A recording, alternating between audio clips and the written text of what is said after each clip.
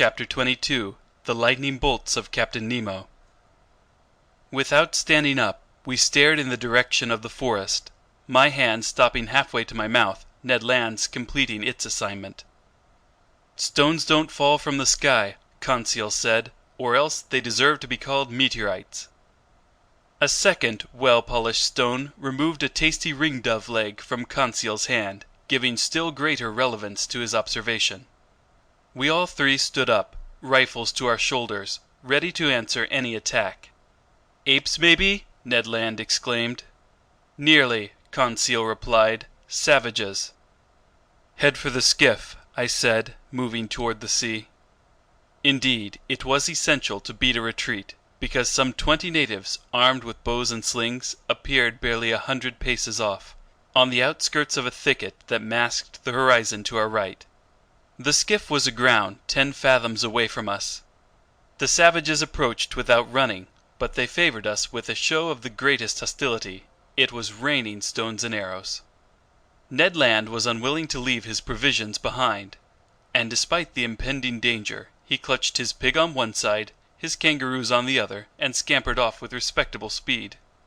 In 2 minutes we were on the strand, loading provisions and weapons into the skiff, pushing it to the sea, and positioning its 2 oars were the work of an instant. We hadn't gone 2 cable lengths when 100 savages, howling and gesticulating, entered the water up to their waists. I looked to see if their appearance might draw some of the Nautilus's men onto the platform. But no, lying well out, that enormous machine still seemed completely deserted. 20 minutes later we boarded the ship. The hatches were open. After mooring the skiff, we re-entered the Nautilus's interior. I went below to the lounge, from which some chords were wafting. Captain Nemo was there, leaning over the organ, deep in a musical trance. "Captain," I said to him. He didn't hear me. "Captain," I went on, touching him with my hand. He trembled, and turning around, "Ah, it's you, Professor," he said to me. "Well, did you have a happy hunt? Was your herb gathering a success?" "Yes, Captain," I replied, "but unfortunately we brought back a horde of bipeds whose proximity worries me." "What sort of bipeds?" "Savages." "Savages?" Captain Nemo replied in an ironic tone. "You set foot on one of the shores of this globe, Professor, and you're surprised to find savages there? Where aren't there savages? And besides, are they any worse than men elsewhere, these people you call savages?" "But Captain—" "Speaking for myself, sir, I've encountered them everywhere." "Well then," I replied, "if you don't want to welcome them aboard the Nautilus, you'd better take some precautions." "Easy, Professor. No cause for alarm." "But there are a large number of these natives." "What's your count?" "At least 100." "Professor Aronnax," replied Captain Nemo, whose fingers took their place on the organ keys, "if every islander in the Papua were to gather on that beach, the Nautilus would still have nothing to fear from their attacks." The captain's fingers then ran over the instrument's keyboards, and I noticed that he touched only its black keys, which gave his melodies a basically Scottish color. Soon he had forgotten my presence and was lost in a reverie that I no longer tried to dispel. I climbed onto the platform. Night had already fallen, because in this low latitude the sun sets quickly without any twilight. I could see Gueboroa Island only dimly, but numerous fires had been kindled on the beach, attesting that the natives had no thoughts of leaving it. For several hours I was left to myself, sometimes musing on the islanders, but no longer fearing them because the captain's unflappable confidence had won me over, and sometimes forgetting them to marvel at the splendors of this tropical night. My memories took wing toward France, in the wake of those zodiacal stars due to twinkle over it in a few hours. The moon shone in the midst of the constellations at their zenith. I then remembered that this loyal, good-natured satellite would return to this same place the day after tomorrow, to raise the tide and tear the Nautilus from its coral bed. Near midnight, seeing that all was quiet over the darkened waves as well as under the waterside trees, I repaired to my cabin and fell into a peaceful sleep. The night passed without mishap. No doubt the Papuans had been frightened off by the mere sight of this monster aground in the bay. because our hatches stayed open, offering easy access to the Nautilus's interior. At 6 o'clock in the morning, January 8th, I climbed onto the platform. The morning shadows were lifting. The island was soon on view, through the dissolving mists. First its beaches, then its summits. The islanders were still there, in greater numbers than on the day before, perhaps 500 or 600 of them. Taking advantage of the low tide, some of them had moved forward over the heads of the coral to within 2 cable lengths of the Nautilus. I could easily distinguish them. They were obviously true Papuans, men of fine stock, athletic in build, forehead high and broad, nose large but not flat, teeth white. Their woolly, red-tinted hair was in sharp contrast to their bodies, which were black and glistening, like those of Nubians. Beneath their pierced, distended earlobes there dangled strings of beads made from bone. Generally these savages were naked. I noted some women among them, dressed from hip to knee in grass skirts held up by belts made of vegetation. Some of the chieftains adorned their necks with crescents and necklaces made from beads of red and white glass.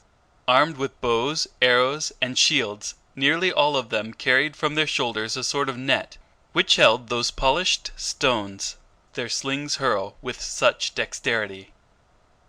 One of these chieftains came fairly close to the Nautilus, examining it with care. He must have been a Madu of high rank, because he paraded in a mat of banana leaves that had ragged edges and was accented with bright colors. I could easily have picked off this islander, he stood at such close range, but I thought it best to wait for an actual show of hostility. Between Europeans and savages, it's acceptable for Europeans to shoot back, but not to attack first. During this whole time of low tide, the islanders lurked near the Nautilus, but they weren't boisterous. I often heard them repeat the word "Assai," and from their gestures I understood they were inviting me to go ashore, an invitation I felt obliged to decline. So the skiff didn't leave shipside that day, much to the displeasure of Mr. Land, who couldn't complete his provisions. The adroit Canadian spent his time preparing the meat and flour products he had brought from Gueboroa Island.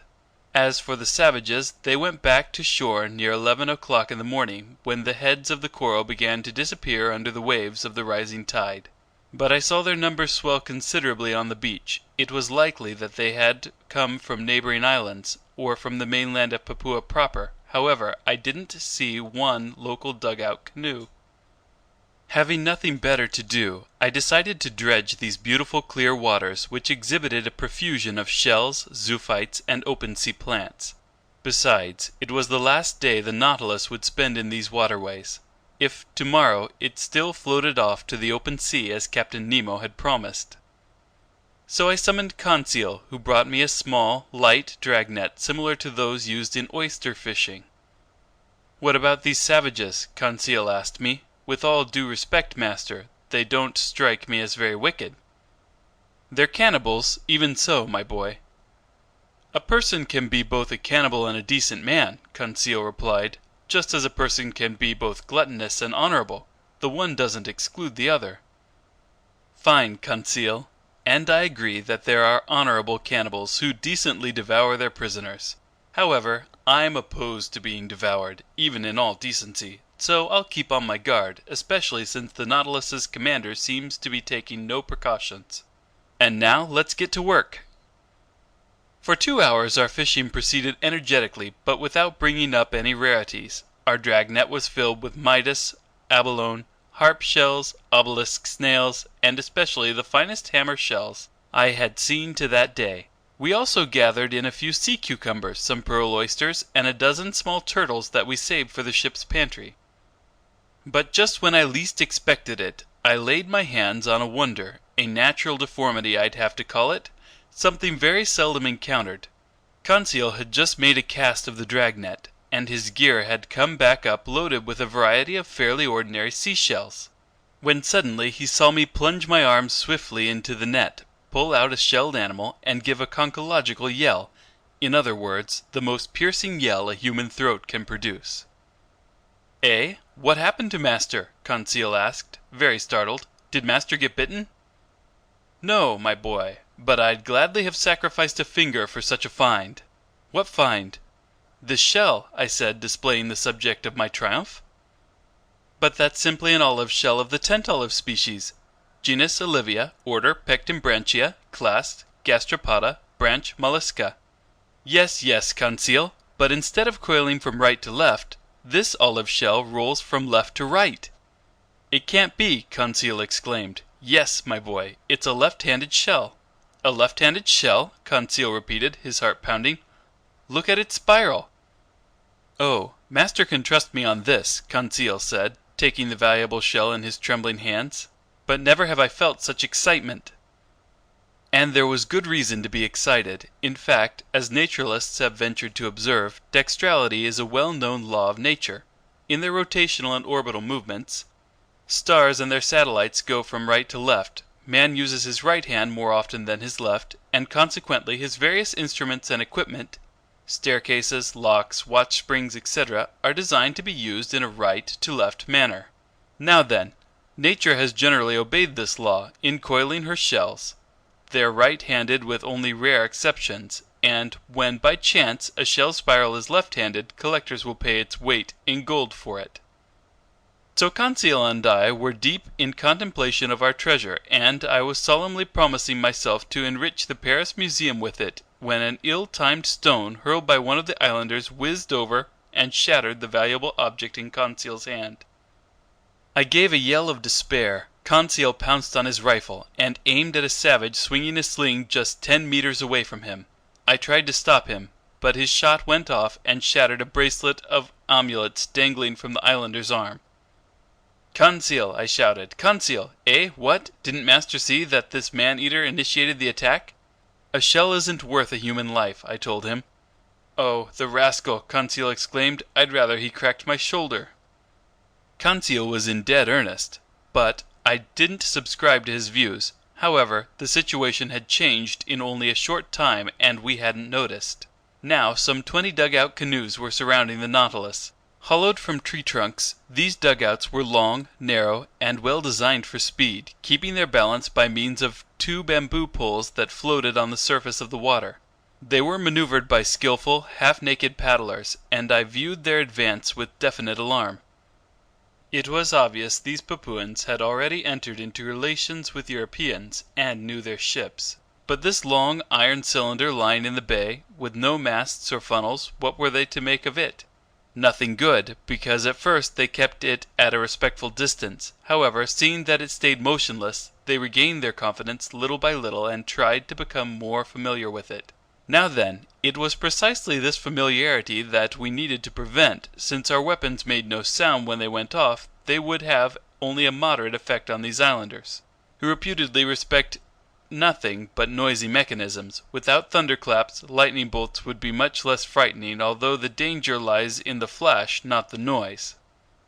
Just then the dugout canoes drew nearer to the Nautilus, and a cloud of arrows burst over us. "Fire and brimstone it's hailing," Conseil said, "and poisoned hail, perhaps." "We've got to alert Captain Nemo," I said, re-entering the hatch. I went below to the lounge. I found no one there. I ventured a knock at the door opening into the captain's stateroom. The word "Enter" answered me. I did so, and found Captain Nemo busy with calculations in which there was no shortage of x and other algebraic signs. "Am I disturbing you?" I said, out of politeness. "Correct, Professor Aronnax," the captain answered me. "But I imagine you have pressing reasons for looking me up?" "Very pressing. Native dugout canoes are surrounding us, and in a few minutes we are sure to be assaulted by several hundred savages." "Ah," Captain Nemo put in serenely, "they have come in their dugouts?" "Yes, sir."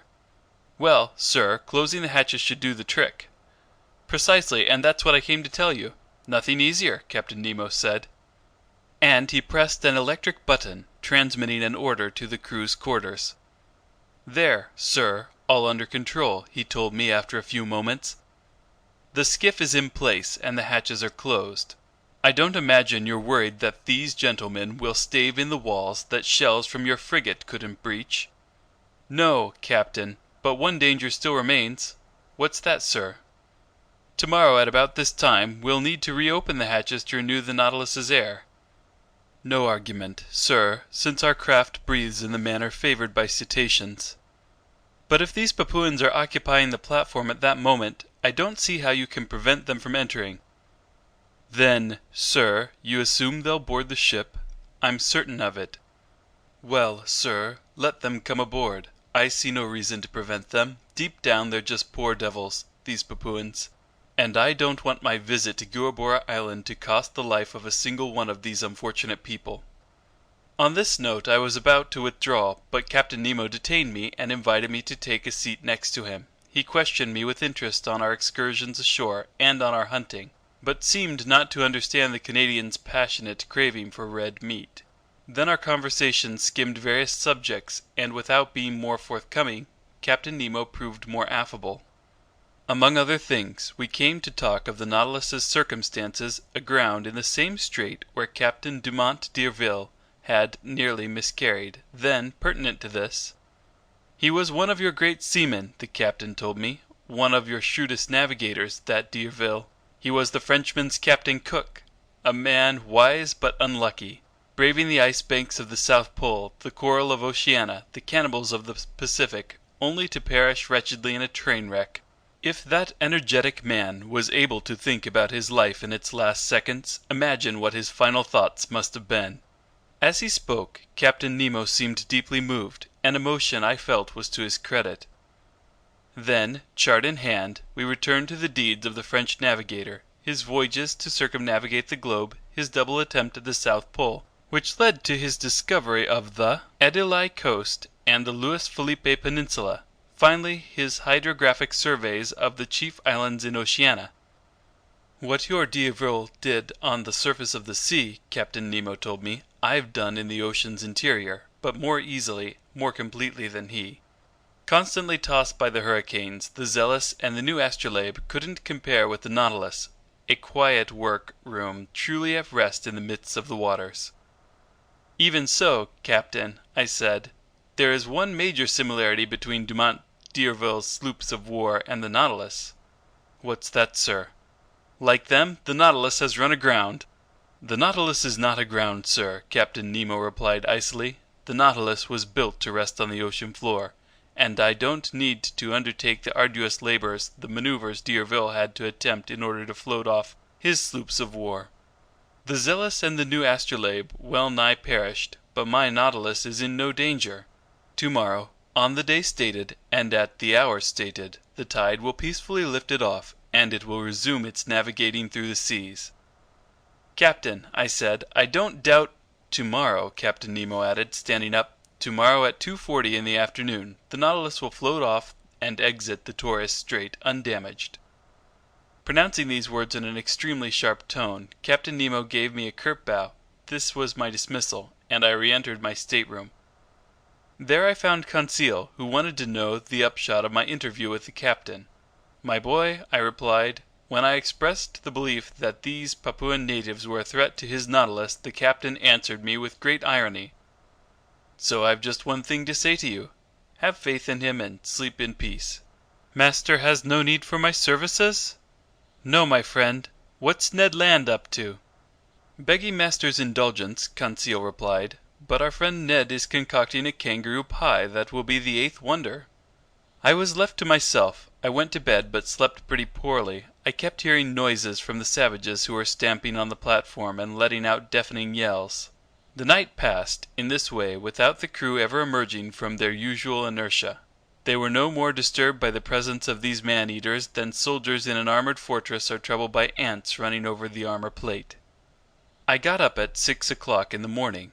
The hatches weren't open, so the air inside hadn't been renewed. But the air tanks were kept full for any eventuality, and would function appropriately to shoot a few cubic meters of oxygen into the Nautilus's thin atmosphere. I worked in my stateroom until noon, without seeing Captain Nemo even for an instant. Nobody on board seemed to be making any preparations for departure. I still waited for a while. Then I made my way to the main lounge. Its timepiece marked 2:30. In 10 minutes the tide would reach its maximum elevation, and if Captain Nemo hadn't made a rash promise, the Nautilus would immediately break free. If not, many months might pass before it could leave its coral bed. But some preliminary vibrations could soon be felt over the boat's hull. I heard its plating grind against the limestone roughness of that coral base. At 2:35 Captain Nemo appeared in the lounge. "We are about to depart," he said.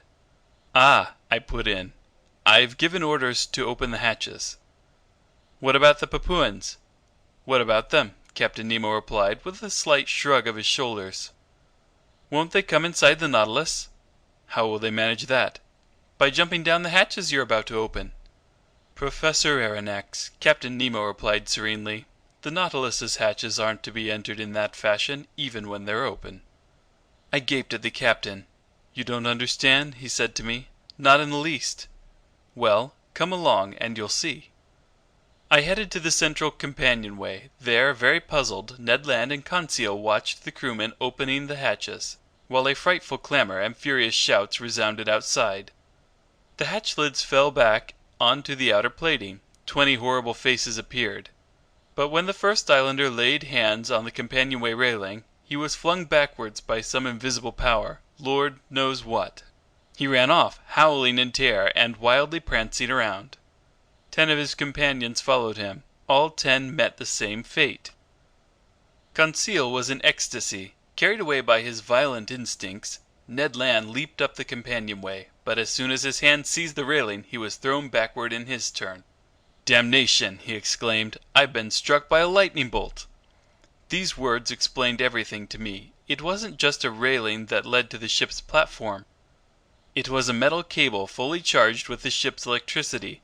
Anyone who touched it got a fearsome shock, and such a shock would have been fatal if Captain Nemo had thrown the full current from his equipment into this conducting cable. It could honestly be said that he had stretched between himself and his assailants a network of electricity no one could clear with impunity. Meanwhile, crazed with terror, the unhinged Papuans beat a retreat. As for us, half laughing, we massaged and comforted poor Ned Land, who was swearing like one possessed. But just then, lifted off by the tide's final undulations, the Nautilus left its coral bed at exactly the 40th minute pinpointed by the captain. Its propeller churned the waves with lazy majesty. Gathering speed little by little, the ship navigated on the surface of the ocean, and safe and sound it left behind the dangerous narrows of the Torres Strait.